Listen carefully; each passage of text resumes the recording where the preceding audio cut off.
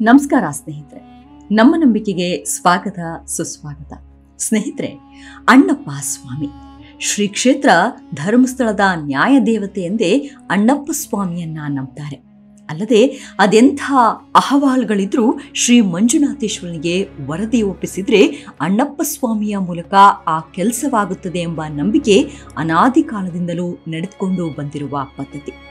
ಈ ಅಣ್ಣಪ್ಪ ಸ್ವಾಮಿಯ ಬಗ್ಗೆ ಕೆಲವೊಂದು ಕಥಾನಕಗಳು ನಾನಾ ಭಾಗಗಳಲ್ಲೂ ನಾನಾ ರೀತಿಯಾಗಿ ಪ್ರಚಲಿತದಲ್ಲಿವೆ. ಅಲ್ಲದೆ ಅಣ್ಣಪ್ಪ ಸ್ವಾಮಿಯನ್ನ ಅಣ್ಣಪ್ಪ ಪಂಜ್ರುಲಿ ಅಂತಲೂ ಕರೆಯಲಾಗುತ್ತೆ. ಶ್ರೀ ಕ್ಷೇತ್ರ ಧರ್ಮಸ್ಥಳದ ಮುಖ್ಯ ದೈವ ಅಣ್ಣಪ್ಪ ಸ್ವಾಮಿ. ಅಣ್ಣಪ್ಪ ಸ್ವಾಮಿಯ ಗುಡಿಯು ಅಣ್ಣಪ್ಪ ಬೆಟ್ಟದಲ್ಲಿದ್ದು ಧರ್ಮ ದೇವತೆಗಳ 4 ದೇವಾಲಯಗಳಿಂದ ಸುತ್ತುವರೆದಿದೆ. ಈ ಬೆಟ್ಟಕ್ಕೆ ಮಕ್ಕಳು ಮತ್ತು ಮಹಿಳೆಯರು ಪ್ರವೇಶಿಸಲು ಅನುಮತಿ ಇರುವುದಿಲ್ಲ. ಈ ದೇವಾಲಯಕ್ಕೆ ಸುಮಾರು 800 ವರ್ಷಗಳಷ್ಟು ಇತಿಹಾಸವಿದ್ದು, ಶ್ರೀ ಕ್ಷೇತ್ರ ಶಿವಲಿಂಗವನ್ನ ಅಣ್ಣಪ್ಪ ಎಂಬ ಮಹಾನ್ ಶಕ್ತಿಯನ್ನು ಹೊಂದಿದ್ದ ಸ್ಥಳೀಯ ವ್ಯಕ್ತಿ ಧರ್ಮಸ್ಥಳಕ್ಕೆ ತಂದ್ರು ಎಂದು ಹೇಳುವ ಕಥೆ ಇದೆ. 800 ವರ್ಷಗಳ ಹಿಂದೆ ದಕ್ಷಿಣ ಕನ್ನಡದ ಆಗಿನ ಗ್ರಾಮವಾದ ಮಲ್ಲಮಾರಡಿಯಲ್ಲಿ ಧರ್ಮಸ್ಥಳವನ್ನ ಕುಡುಮ ಎಂದು ಕರೆಯಲಾಗುತ್ತಿತ್ತು. ಇಲ್ಲಿ ಜೈನ ಧರ್ಮದ ಅನುಯಾಯಿಯಾಗಿದ್ದಂತಹ ಬಿರ್ಮಣ್ಣ ಪೆರ್ಗಡೆ ಮತ್ತು ಅವರ ಪತ್ನಿ ಅಮ್ಮು ಬಲ್ಲಾಳ್ತಿ ಕುಟುಂಬ ನೆಲ್ಯಾಡಿ ಬೀಡು ಎಂಬ ಮನೆಯಲ್ಲಿ ವಾಸಿಸುತ್ತಿದ್ರು. ಅಲ್ಲಿಯೇ ಈಗ ಇರುವ ಚಂದ್ರನಾಥ ಬಸ್ತಿಯೂ ಇತ್ತು. ಸರಳ ಧರ್ಮನಿಷ್ಠರು ಹಾಗೂ ಔದಾರ್ಯ ಮತ್ತು ಆತಿಥ್ಯಕ್ಕೆ ಹೆಸರುವಾಸಿಯಾಗಿದ್ರು. ಅದೊಂದು ದಿನ ಪೆರ್ಗಡೆಯವರ ಕನಸಿನಲ್ಲಿ ಧರ್ಮ ದೈವಗಳು ಕಾಣಿಸಿಕೊಂಡು ದೇವತೆಗಳು ಮನುಷ್ಯ ರೂಪವನ್ನ ತಾಳಿ ಆನೆ ಕುದುರೆಗಳ ಮೇಲೆ ಕುಳಿತುಕೊಂಡು ಪರಿವಾರ ಸಮೇತರಾಗಿ ರಾಜವೈಭವದಿಂದಲೂ ದೈವಿಕವಾದ ತೇಜಸ್ಸಿನಿಂದಲೂ ಕೂಡಿದವರಾಗಿ ನೆಲ್ಯಾಡಿ ಬೀಡಿಗೆ ಬಂದು ಹೊಕ್ಕಂತೆ ಕನಸು ಕಂಡರು. ಅಲ್ಲದೆ ತಾಯಿ ಅಮ್ಮು ಬಲ್ಲಾಳ್ತಿಯವರು ಆ ದೈವಗಳನ್ನ ವಿನಯಾಧಾರಗಳಿಂದ ಸತ್ಕರಿಸುತ್ತಾರೆ. ಇವರ ಉಪಚಾರದಿಂದ ಸಂತುಷ್ಟರಾದ ದೈವಗಳು, ನಿಮ್ಮ ವಾಸದ ಮನೆ ನೆಲ್ಯಾಡಿ ಬೀಡನ್ನು ನಮಗೆ ಬಿಟ್ಟುಕೊಡು, ನೀವು ಬೇರೆ ಮನೆಯನ್ನ ಹತ್ತಿರದಲ್ಲಿಯೇ ಕಟ್ಟಿ ವಾಸ ಮಾಡಿರಿ ಎಂದು ತಿಳಿಸಿ ಅವರಿಗೆ ಐಶ್ವರ್ಯವು ಅಕ್ಷಯವಾಗಲಿ ಎಂದು ಹರಸಿ ಮಾಯವಾದಂತೆ ಕನಸಿನಲ್ಲಿ ಆಶೀರ್ವಾದ ಲಭಿಸಿತ್ತು. ಆಗ ಪೆರ್ಗಡೆಯವರು ಮತ್ತು ದೇವಿ ಬಲ್ಲಾಳ್ತಿ ಅಮ್ಮನವರು ಬಂದ ಅತಿಥಿಗಳು ಸಾಮಾನ್ಯ ಮನುಷ್ಯರಲ್ಲವೆಂದು, ತಮ್ಮ ಪರೀಕ್ಷೆ ಮಾಡಲು ಬಂದ ದೇವತೆಗಳೆಂದೋ ಅವರಿಗೆ ತೂಗುವ ಉಯ್ಯಾಲೆ ಮಂಚಗಳನ್ನಿಟ್ಟು ದೀಪ ಧೂಪಗಳಿಂದ ಸತ್ಕರಿಸುತ್ತಾ ಬಂದರು. ಅನಂತರ ಮತ್ತೆ ಪೆರ್ಗಡೆಯವರ ಕನಸಿನಲ್ಲಿ ಕಾಣಿಸಿಕೊಂಡ ದೈವಗಳು, ನಾವು ಕಾಳರಾಹು, ಕುಮಾರಸ್ವಾಮಿ, ಕನ್ಯಾಕುಮಾರಿ ಎಂಬ ದೇವತೆಗಳು. ನಾವು ತೋರುವ ಸ್ಥಳದಲ್ಲಿ ನಮಗೆ ಬೇರೆ ಬೇರೆ ಗುಡಿಗಳನ್ನ ಕಟ್ಟಿಸಿ ಕಾಲಕಾಲಕ್ಕೆ ಪರ್ವ ನಾಡಾವಳಿಗಳನ್ನ ಮಾಡಿಸಬೇಕು. ಉತ್ತಮ ಕುಲದ ಇಬ್ಬರನ್ನು ನಮಗೆ ಪಾತ್ರಿಗಳಾಗಿ ನೇಮಿಸಬೇಕು.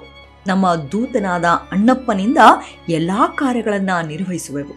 ನಿಮ್ಮ ಬೆಂಬಲವಾಗಿ ನಿಂತು ಸರ್ವ ಕಾರ್ಯಗಳಲ್ಲೂ ಜಯ ತಂದು ಕೊಡುವೆವು. ಇದಕ್ಕೆ ವಿರೋಧವಾಗಿ ನಡೆದರೆ ನಿಮಗೆ ಕೆಡಕುಂಟು ಮಾಡುವೆವು ಎಂದು ಎಚ್ಚರಿಕೆ ನೀಡಿ ಮಾಯವಾದರು. ಹಾಗಾಗಿ ನ್ಯಾಯ ದೇವತೆಗಳಾದ ಕಾಳರಾಹು, ಕಾಳಕಾಯಿ, ಕುಮಾರಸ್ವಾಮಿ ಮತ್ತು ಕನ್ಯಾಕುಮಾರಿಯನ್ನ ಸ್ಥಾಪಿಸಿದರು. ಇದಾದ ಬಳಿಕ ಕಡುಮ ಮತ್ತು 4 ಧರ್ಮ ದೈವಗಳ ವಾಸಸ್ಥಾನವಾಯಿತು. ಈ ವೇಳೆ ಅರ್ಚಕರು ದೈವಗಳ ಪಕ್ಕದಲ್ಲಿ ಶಿವಲಿಂಗವನ್ನ ಸ್ಥಾಪಿಸುವಂತೆ ಸೂಚಿಸಿದರು. ಅದರಂತೆ ಮಂಗಳೂರಿನ ಕದ್ರಿ ಮಂಜುನಾಥೇಶ್ವರ ದೇಗುಲದಿಂದ ಲಿಂಗ ತರುವಂತೆ ಅಣ್ಣಪ್ಪ ಸ್ವಾಮಿಯನ್ನ ಕಳುಹಿಸಲಾಯಿತು. ಅಣ್ಣಪ್ಪ ತಂದ ವಿಗ್ರಹವನ್ನು ಧರ್ಮಸ್ಥಳದಲ್ಲಿ ಇಟ್ಟು ದೇಗುಲ ನಿರ್ಮಾಣ ಮಾಡಲಾಯಿತು ಎಂಬ ಐತಿಹ್ಯವೂ ಇದೆ. ಅಂದಿನಿಂದ ಅಣ್ಣಪ್ಪ ಸ್ವಾಮಿಯ ಶಕ್ತಿ ಹಾಗೂ ಮಹಿಮೆಯನ್ನ ಬಲ್ಲವರು ಬಲ್ಲರು ಆ ದೈವದ ಮಹತ್ವವನ್ನ. ಅಷ್ಟಕ್ಕೂ ಈ ಅಣ್ಣಪ್ಪ ಸ್ವಾಮಿಯ ಉಗಮ ಹೇಗಾಯ್ತು ಅನ್ನೋದನ್ನ ಗಮನಿಸಿದಾಗ ಅದಕ್ಕೆ ನಾನಾ ಪೌರಾಣಿಕ ಕಥೆಗಳು ಕೂಡ ಚಾಲ್ತಿಯಲ್ಲಿದೆ. ಅಂಥ ಕೆಲ ಕಥೆಗಳ ಪೈಕಿ ಒಂದು ಅಂದ್ರೆ ಧರ್ಮದೊಡೆಯ ಮಂಜುನಾಥನ ಆಪ್ತ ಸೇವಕ ಅಣ್ಣಪ್ಪ ಪಂಜ್ರುಲಿ. ಪಂಜ್ರುಲಿ ದೈವವೆಂದರೆ ತಿಳಿಯದವರು ಯಾರು ತಾನೇ ಇದ್ದಾರೋ. ಬಹಳ ಕಾರಣಿಕ ಶಕ್ತಿಗಳಲ್ಲಿ ಒಂದು. ತನ್ನ ಶಕ್ತಿ ಕಾರಣಿಕವನ್ನ ಮೆರೆಯುತ್ತಾ ತನ್ನ ಭಕ್ತರ ಪೊರೆಯುವ ದೈವ ಮಂಜುನಾಥ ಸ್ವಾಮಿ ಮತ್ತು ಪರಮೇಶ್ವರಿಯ ಪ್ರೀತಿಯ ಮಗನಾಗಿ ತುಳುನಾಡ ಕಾರಣಿಕ ಶಕ್ತಿಯಾಗಿ ನಿಂದವನೇ ಶ್ರೀ ಸ್ವಾಮಿ ಅಣ್ಣಪ್ಪ ಪಂಜ್ರುಲಿ. ಈ ಕಾರಣಿಕ ಶಕ್ತಿಯಾದ ಪಂಜುರ್ಲಿ ದೈವದ ಬಗೆಗಿನ ಪುರಾಣವನ್ನೋ ಕಥೆಯನ್ನೋ ಅಥವಾ ಶ್ರೀ ಸ್ವಾಮಿಯ ಮೂಲವನ್ನೋ ತಿಳಿಯುವ ಹಂಬಲವಂತೂ ಇದ್ದೇ ಇರುತ್ತೆ. ಆ ದೈವದ ಮೂಲ ಕೆಣಕಿದಾಗ ಅದು ದೈವಗಳೊಡೆಯನಾದ ಪರಶಿವನಿಂದ ವರಪ್ರಸಾದವನ್ನ ಪಡೆದು ತುಳುನಾಡ ಪುಣ್ಯ ಭೂಮಿಯಲ್ಲಿ ನೆಲೆಯಾದ ಮಹಾನ್ ದೈವವೇ ಶ್ರೀ ಪಂಜುರ್ಲಿ ಎಂಬ ಕಥೆ ಇದೆ. ಒಮ್ಮೆ ಅಣ್ಣ ತಂಗಿಯಂತೆ ಬಾಳುತ್ತಿದ್ದ 2 ಹಂದಿಗಳು ಅಂದ್ರೆ ಪಂಜಿಗಳು ಘಟ್ಟವನ್ನ ಇಳಿದು ತುಳುನಾಡಿನ ಕುಕ್ಕೆ ಸುಬ್ರಹ್ಮಣ್ಯ ಸ್ವಾಮಿಯ ಸೇವೆ ಮಾಡಲು ಬಂದವು. ಆಗ ಆ 2 ಹಂದಿಗಳ ಸೇವೆ ಮತ್ತು ಭಕ್ತಿಗೆ ಮೆಚ್ಚಿ ನೀವು ಇನ್ಮುಂದೆ ಗಂಡ ಹೆಂಡರಾಗಿ ಬಾಳಿ ಎಂದು ವರವನ್ನ ನೀಡ್ತಾರೆ. ಆ ವರವನ್ನ ಪಡೆದು ಗಂಡ ಹೆಂಡರಾಗಿ ಬಾಳಿ ಮುಂದೆ ಹೆಣ್ಣು ಹಂದಿ ಗರ್ಭಿಣಿಯಾಗಿ 4 ಮರಿಗಳಿಗೆ ಜನ್ಮ ನೀಡುತ್ತದೆ. ಹೀಗೆ ಆ 4 ಹಂದಿ ಮರಿಗಳು ಬೆಳೆದು ದೊಡ್ಡದಾದ ಮೇಲೆ ಶಿವನ ದೇವರ ತೋಟಕ್ಕೆ ಹೋಗುತ್ತದೆ. ಅದರಲ್ಲಿ ಒಂದು ಹಂದಿ ಮರಿಯನ್ನು ಕಂಡು ಪಾರ್ವತಿ ನನಗೆ ಆ ಹಂದಿ ಮರಿಯನ್ನ ತಂದುಕೊಡಿ ಎಂದು ಪರಮೇಶ್ವರನಲ್ಲಿ ಹೇಳುತ್ತಾರೆ. ಅದಕ್ಕೆ ಪರಮೇಶ್ವರ ಒಪ್ಪಿ ಆ ಹಂದಿ ಮರಿಯನ್ನ ತಂದುಕೊಡುತ್ತಾನೆ. ತಾನು ಆ ಹಂದಿ ಅಂದ್ರೆ ಪಂಜಿ ಮರಿಯನ್ನ ಮಗುವಿನಂತೆ ಸಾಕಿ ಸಲಹುತ್ತಾಳೆ. ಹೀಗೆ ದಿನಗಳದಂತೆ ಆ ಹಂದಿ ಅಂದ್ರೆ ಪಂಜಿ ಮರಿಯು ಬೆಳೆದು ತುಂಟಾಟವಾಡುತ್ತಾ ಕಾಲ ಕಳೆಯುತ್ತಿರುತ್ತೆ. ಅದರ ತುಂಟಾಟವನ್ನು ಕಂಡ ಪಾರ್ವತಿಗೆ ಆ ಮುದ್ದು ಹಂದಿಯು ಬಹುವಾಗಿ ಆಕರ್ಷಿಸುತ್ತದೆ. ಒಮ್ಮೆ ಈ ಪಂಜಿಯು ಪರಮೇಶ್ವರನ ಹೂದೋಟವನ್ನ ಕೆದಕಿ ಹಾಳು ಮಾಡುತ್ತದೆ. ಇದನ್ನು ಕಂಡು ಕ್ರೋಧಿತನಾದ ಪರಶಿವನು ಆ ಹಂದಿಯ ರುಂಡವನ್ನ ಮುಂಡದಿಂದ ಬೇರ್ಪಡಿಸುತ್ತಾನೆ. ಈ ವಿಚಾರ ತಿಳಿದ ಪಾರ್ವತಿಯು ದುಃಖ ತಪ್ತಳಾಗಿ ಪರಮೇಶ್ವರನಲ್ಲಿ ಕ್ರೋಧಿತಳಾಗುತ್ತಾಳೆ. ನಂತರ ಪರಶಿವನು ಹಂದಿಯ ಮೇಲೆ ಪಾರ್ವತಿಗಿದ್ದ ಅತಿ ಪ್ರೀತಿಯನ್ನ ಕಂಡು ಸತ್ತು ಬಿದ್ದಿದ್ದ ಹಂದಿಗೆ ಮರುಜೀವವನ್ನ ನೀಡುತ್ತಾನೆ ಎಂಬ ಕಥೆ ಇದೆ. ಹಿರಿಯರ ಪ್ರಕಾರ ತಲೆಯನ್ನ ಕಡಿದ ಜಾಗಕ್ಕೆ ಸಿಯಾಳವನ್ನ ರುಂಡದ ಮೇಲಿರಿಸಿ ಪ್ರಾಣವನ್ನು ಕೊಡುತ್ತಾನೆ ಪರಶಿವ ಎಂಬ ಕಥೆಯೂ ಇದೆ. ಒಟ್ಟಾರೆಯಾಗಿ ಭೂಲೋಕದಲ್ಲಿ ಜನಿಸಿ ಆದಿಶಕ್ತಿಯಾದ ಪರಶಿವೆಯನ್ನು ಆಕರ್ಷಿಸಿ ಪರಶಿವನಿಂದ ಗತಿಸಿ ಪುನಃ ಪಾರ್ವತಿಯ ಪ್ರೀತಿ ಮತ್ತು ಅಕ್ಕರೆಯಿಂದ ಮರುಜೀವ ಪಡೆದ ಹಂದಿ ಅಂದ್ರೆ ಪಂಜಿಯನ್ನು ಎತ್ತಿ ಮುದ್ದಾಡಿದಳು. ಪುತ್ರನೆಂಬಂತೆ ತನ್ನ ಮಾತೃ ಪ್ರೀತಿಯನ್ನ ಉಣಬಡಿಸಿದಳು.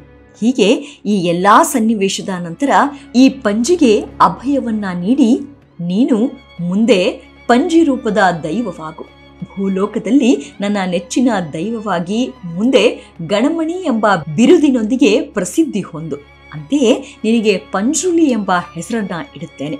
ಈ ಹೆಸರಿನಿಂದ ನೀನು ಮುಂದೆ ಭೂಲೋಕದಲ್ಲಿ ಪ್ರಸಿದ್ಧಿಯಾಗು ಎಂಬುದಾಗಿ ವರವನ್ನ ನೀಡುತ್ತಾನೆ.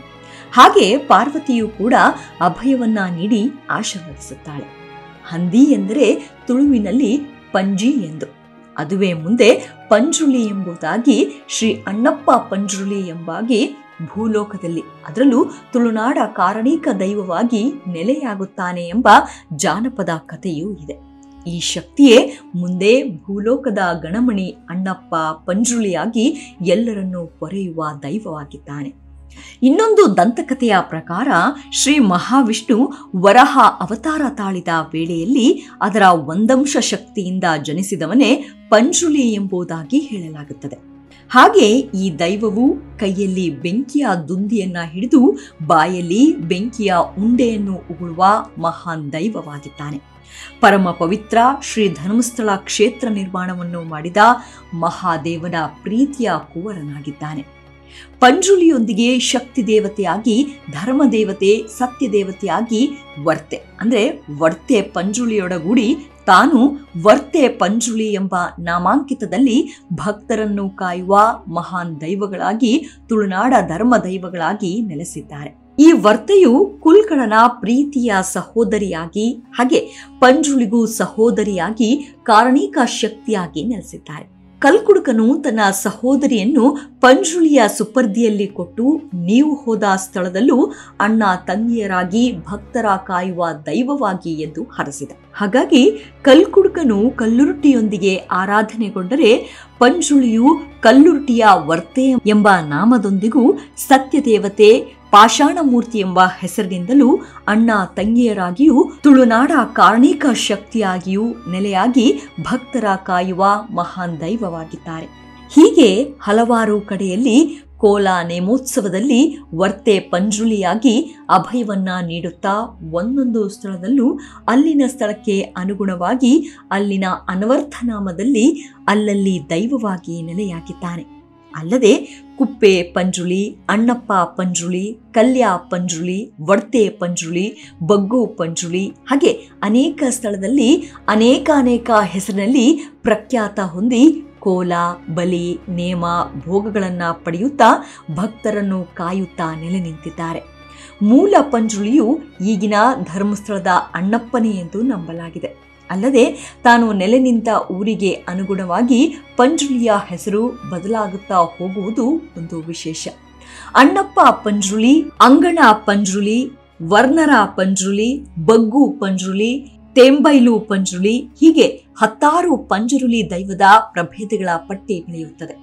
ತುಳುನಾಡಿನಲ್ಲಿ ದೇವಾರಾಧನೆಗೆ ಎಷ್ಟು ಮಹತ್ವವನ್ನ ನೀಡಲಾಗುತ್ತದೆಯೋ ಅಷ್ಟೇ ಮಹತ್ವವನ್ನು ದೈವಾರಾಧನೆಗೂ ನೀಡಲಾಗುತ್ತದೆ. ಪಂಜುಳಿ ಎಂಬ ಪದವು ಸಾಂಪ್ರದಾಯಿಕವಾಗಿ ಪಂಜಿದ ಕುರ್ಲೆ ಎಂಬ ಪದದಿಂದ ಬಂದಿದೆ. ಅಂದರೆ ತುಳು ಭಾಷೆಯಲ್ಲಿ ಎಳೆಯ ಕಾಡು ಹಂದಿ ಎಂದರ್ಥ. ತುಳುನಾಡಿನ ಪ್ರಾಚೀನ ದೈವಗಳಲ್ಲಿ ಪಂಜುಳಿಯೂ ಒಂದು. ಹೀಗೆ ಪಂಜುಳಿಯ ಎಡಗಣ್ಣು ನೋಡುವುದರಿಂದ ಯಾವುದೇ ದುಷ್ಟಶಕ್ತಿಗಳ ದೃಷ್ಟಿ ಬೀರಿದ್ದರೂ ಸರ್ವನಾಶ ಹೊಂದುತ್ತದೆ, ಜೀವನದಲ್ಲಿ ಬೆಳವಣಿಗೆ ಆಗುತ್ತದೆ ಎಂಬ ಮಾತುಗಳು ಇವೆ. ಅಲ್ಲದೆ ಪಂಜುಳಿ ಕೋಲ ಧರಿಸುವ ವ್ಯಕ್ತಿಯ ಉಸಿರು ತಾಕಿದರೂ ಕೂಡ ಸಮಸ್ಯೆಗಳು ನಿವಾರಣೆಯಾಗುತ್ತವೆ ಎನ್ನುವ ನಂಬಿಕೆ ತುಳುನಾಡಿನ ಜನರದ್ದು. ಅಂತೂ ಪಂಜುರುಳಿ ದೈವದ ಶಕ್ತಿ ಹಾಗೂ ಮಹಿಮೆಯಿಂದಲೇ ತುಳುನಾಡು ಸಮೃದ್ಧವಾಗಿದೆ ಅಂದ್ರೂ ತಪ್ಪಾಗ್ಲಿಕ್ಕಿಲ್ಲ. ಈ ರೀತಿಯಾಗಿ ಮಹಾನ್ ದೈವ ಅಣ್ಣಪ್ಪ ಪಂಜುಳಿಯ ಕಥಾನಕವನ್ನ ಆಲಿಸಿದವರಿಗೂ ಓದಿದವರಿಗೂ ಶ್ರೀ ಸ್ವಾಮಿ ಅಣ್ಣಪ್ಪ ಪಂಜುಳಿಯು ಸಕಲ ಐಶ್ವರ್ಯವನ್ನ ಕರುಣಿಸಲಿ. ಅದು ಎಂಥದ್ದೇ ಮೋಸ ವಂಚನೆ ಇರಲಿ ನ್ಯಾಯ ಕೊಡದೆ ಬಿಡುವುದಿಲ್ಲ ಈ ದೈವ. ಇದು 100ಕ್ಕೆ 100ರಷ್ಟು ಸತ್ಯ. ಮುಂದಿನ ಸಂಚಿಕೆಯಲ್ಲಿ ಮತ್ತೆ ಸಿಗೋಣ. ಅಲ್ಲಿಯವರೆಗೂ ನಿಮ್ಮ ಆರೋಗ್ಯದ ಕಡೆ ಗಮನವಿರಲಿ. Take care. ನಮಸ್ಕಾರ.